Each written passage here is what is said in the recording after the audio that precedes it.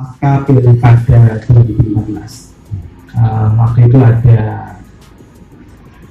gugatan atau uji materi di MK oleh setahu saya Profesor Ibnu Ghazali. Kalau memang waktu itu masih mensyaratkan kalau ada satu pasangan calon dalam sebuah pilkada maka ditunda sampai muncul satu pasangan berikutnya. Nah kemudian waktu itu hasil gugatannya menunjukkan bahwa salah satunya masih satu pasangan calon tadi bisa mengikuti pilkada pada saat diartikan ada kolom kosong sebagai bagian dari pilihan pemilih. Nah, pasca keputusan MK nomor 100 tadi, kemudian di Undang-Undang 10 2016 di sana muncul pasal 54C yang mengatur tentang pilkada dengan satu pasangan calon. Kemudian juga muncul peraturan KPU turunan dari implementasi dari Undang-Undang 10 di PKPU 13 bagian dari perubahan atau PKPU nomor 14 tahun 2015. Nah, terkait dengan Undang-Undang 10 pasal 54C, ya, pilkada dengan satu pasangan calon ini ada beberapa hal yang menjadi sebab sebenarnya, tidak hanya satu sebab sampai munculnya fenomena tadi. Yang pertama memang dari awal pendaftaran pasangan calon ini yang daftar cuma satu pasang ya, satu pasangan calon dari awal. Nah, ada faktor lain yang mendaftar memang lebih dari satu. Hanya di sisi proses berjalannya ada verifikasi dokumen pencalonan dan seterusnya yang bersangkutan atau ada paslon lain yang tidak lolos, sehingga hanya satu pasangan calon yang lolos sampai ke tahap penetapan pasangan calon. Ada juga proses yang lolos lebih dari satu. Nah, kemudian yang ada satu pasangan calon di sana yang mengalami bahasanya di sini pelanggaran di tataran proses kampanye, sehingga yang bersangkutan itu mendapat sanksi sebagai pembatalan sebagai peserta pemilu. Itu juga bagian dari potensi. Ada faktor lain, konteksnya pada saat ada satu pasangan calon, ada lebih dari satu pasangan calon, kemudian pasangan calon tersebut berhalangan tetap, konteksnya kan berhalangan tetap, misalnya meninggal dunia dan seterusnya, partai politik pengusung atau gabungan dia tidak mengusulkan, tetap dikosongkan, atau mengusulkan tetapi konteksnya tidak lolos secara administratif. Jadi bahasa kita itu tidak memenuhi syarat sebagai pasangan, sehingga sampai masanya itu hanya satu pasangan calon sebagai peserta pemilu. Jadi faktornya beragam, ada kurang lebih 5 baik di Undang-Undang 10 ataupun di PKPU 13. Faktor-faktor yang memungkinkan pada akhirnya ada satu pasangan calon yang mengikuti pilkada sampai hari ini. Sehingga hal seperti ini bagian dari yang kita sampaikan juga ke publik termasuk di forum-forum ini. Nah, perlu kami sampaikan juga bahwa ruang pencalonan di sebuah pemilu itu khususnya di pilkada 2020 sebenarnya ada dua ruang. Satu ruang pencalonan perseorangan, satu ruang lagi yang memang diisi melalui partai politik atau gabungan partai politik. Nah, sebelum pilkada serentak lanjutan ini ditetapkan, tahapan di Kabupaten Kebumen kemarin sudah sampai ke tahapan penyerahan syarat dukungan paslon untuk pendaftaran paslon perseorangan. Dan pasca tahapan tersebut, baru pilkadanya ditunda secara nasional. Nah, di Kebumen, salah satu bagian di antara 21 kabupaten Jawa Tengah ini yang tidak ada pendaftar calon perseorangan, tidak ada yang menyerahkan dokumen calon perseorangan sampai batas akhir penyerahan syarat dukungannya. Sebelumnya proses-proses di KPU juga sudah melakukan sosialisasi terkait dengan syarat untuk pencalonan perseorangan, baik ke tokoh masyarakat, organisasi dan seterusnya. Termasuk kita juga melakukan proses informasi secara langsung terhadap para pihak memang yang berminat dan berkoordinasi dengan. Nah, karena momen tadi sudah lewat di calon perseorangan, karena di tahapan pilkada lanjutan tahapannya adalah melanjutkan. Ada 2 wilayah di Jawa Tengah, Solo dan Purworejo, yang memang melanjutkan pencalonan perseorangan. Tahapannya verifikasi data dukung. Jadi pada saat penyerahan dukungan sudah, KPU melakukan proses penghitungan jumlah, berikutnya verifikasi faktual yang dilakukan oleh Purworejo dan Kota Solo. Nah, verifikasinya itu keseluruhan dari pendukung, dari data dukungan tadi.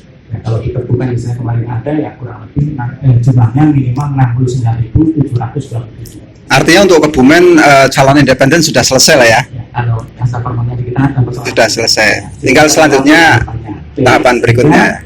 Untuk Kebumen otomatis tinggal satu ruangnya partai politik atau gabungan partai politik untuk mendukung atau mengusulkan calon pemimpin Kebumen.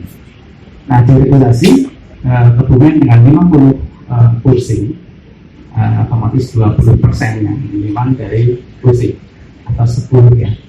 Parpol dengan pemilik minimal 10 kursi baru dia bisa mengusung secara mandiri. Yang lain otomatis harus bergabung. Nah, sehingga karena ruang-ruang yang di partai politik, dinamika itu muncul di partai politik. Kalau perseorangan memang pendaftaran administratifnya dari secara dukungan itu di KPU. Kami yang melakukan verifikasi dari rumah ke rumah untuk memastikan tahapan hari ini setahu saya tahapannya sudah di masa perbaikan.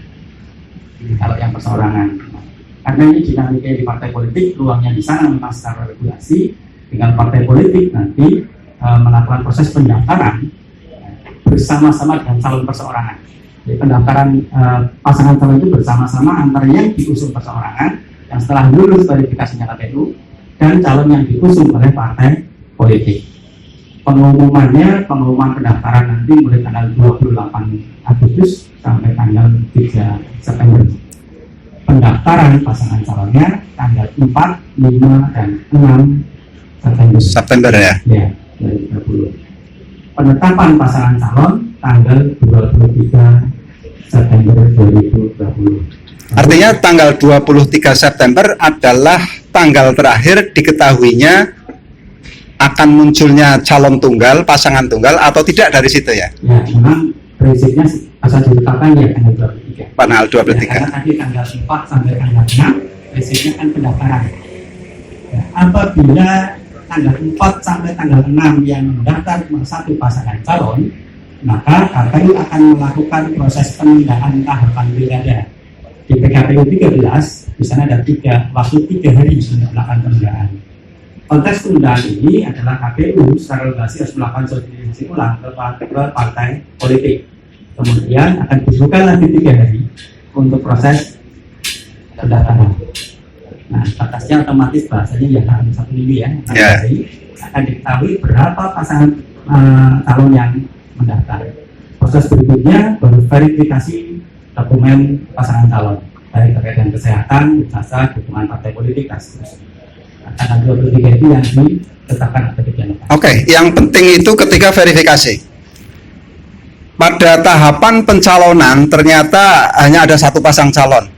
Kemudian pada tahapan verifikasi ternyata ada beberapa administrasi yang barangkali tidak terpenuhi atau kurang terpenuhi. Ini ada aturan-aturan main nggak ini? Ya, tadi kan seperti yang disampaikan, contoh sederhana pada saat di pendaftaran dulu lebih dari satu paslon, misalnya aja 2 paslon, kemudian salah satu pasangan calon itu tidak memenuhi syarat, itu kan berarti di TNS kan, atau dicoret. Nah, nanti di pleno otomatis dia tidak menjadi peserta pemilu. Kalau hanya satu ya itu konsekuensi. Nah, karena dari itu tugas kami KPU dengan tagline-nya KPU melayani bagian dari mensesuaikan terkait dengan regulasi. Kami sudah membuka helpdesk tahunan di kantor KPU beberapa hari yang lalu.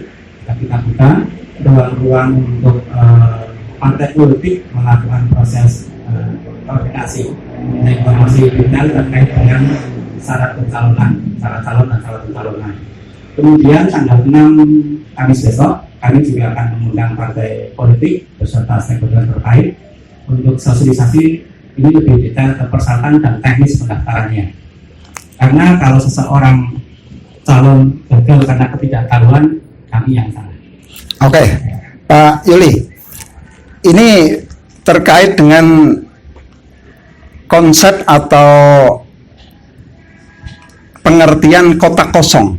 Ini ada nggak istilah-istilah itu di regulasi?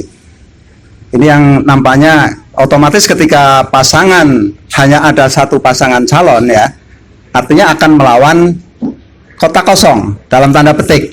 Ini dalam regulasi istilah-istilah itu ada nggak itu? Ya, di Undang-Undang 10 2016 tadi masih pasalnya sama 54C ayat 2. Jadi bahasanya nanti kalau hanya ada satu pasangan calon yang lolos sampai ke penetapan, bahasanya satu kolom memuat foto paslon dan satu kolom kosong yang tidak bergambar. Satu paslon. Jadi dalam kertas suara ya, dalam kertas suara. Satu paslon kolom bergambar paslon dan satu kolom yang tidak bergambar.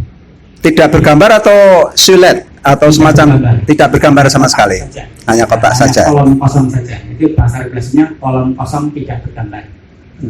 Bahasa itu. Nah ini ada di Undang-Undang 10 tadi 2016, ada juga di PKPU 13 tahun 2018.